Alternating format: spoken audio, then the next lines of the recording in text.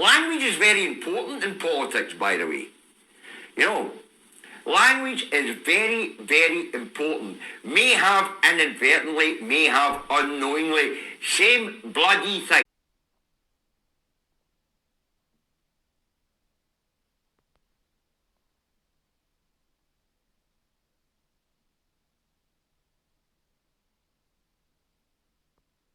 Sturgeon missling. There's some of these kinds of meaning at once while I wasn't bloody looking.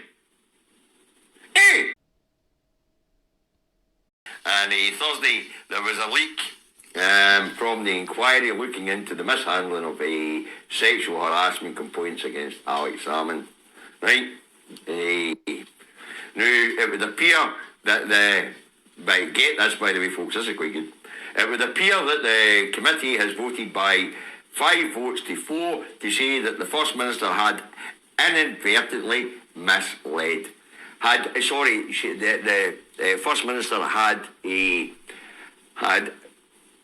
maybe, that wasn't the term they used, right? If I get this right. Anyway, apparently the First Minister may have inadvertently misled the committee, right, on information on a meeting that she had with Alex Salmond's advisor away back in early, I think it was April 2nd, 2017 or 18, okay? Now, but the word in it is brilliant, you know, may have inadvertently. Let's turn that into ordinary speak. Right, let's turn that into ordinary speech. May have inadvertently. Maybe and unknowingly. So what came out last night was absolutely nothing. May have inadvertently. Language is very important in politics, by the way.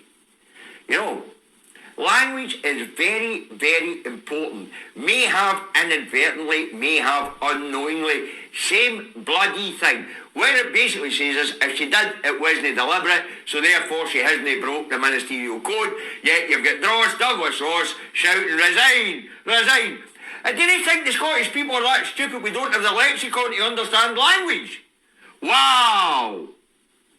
And yet we have some unionists out there who are too bloody thick to understand, but maybe an unknown means, or unknownly. So may have, maybe, inadvertently, unknowingly. Right? So all this hoo-ha in the press today is our absolutely bugger all. May have inadvertently, maybe unknowingly. In other words, not deliberate and not subject to breaching the ministerial code or not subject to having misled Parliament. Yet when we get to the papers today, every bloody one of them, Sturgeon misled Parliament, Sturgeon misled Parliament, Sturgeon misled. There's some of these kinds of meaning at once while I wasn't bloody looking. Eh? Has somebody changed the lexicon? And since you know, wow. So we've got papers a day screaming Sturgeon misled Parliament when the leak says may have inadvertently or maybe unknowingly, if you want to put it into Davy's speech. You want to put it into ordinary people's speech. You could not make this pish up. And this is we're talking about poor quality journalism. This is we're talking about propaganda. Political propaganda instead of the bloody truth. And that's how desperate the unionists are.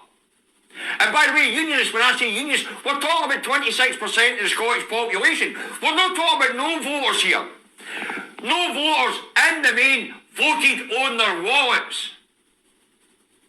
On what they thought was financial stability for themselves. Don't think they were bloody well rang right enough. The economy's crashing like a bomb. The currency's crashing like a bomb. Through decisions made with that mob down that road that was supposed to give them stability. But wow, how did we get may have inadvertently to First Minister misled. So how did we get maybe he's unknowingly to Ivy definitely did it? Has there been some sort of change in the language while I wasn't bloody well looking? Wolf, talk about a hand. All right. The First Minister says she stands by her evidence, and it looks as if the committee's report when it comes out will say may have inadvertently, meaning it wasn't deliberate, hadn't broke the ministerial code. There you go. All right. Moving on, okay. I think the first thing to say is I stand by all of the evidence I gave to the committee, all 8 hours worth of evidence.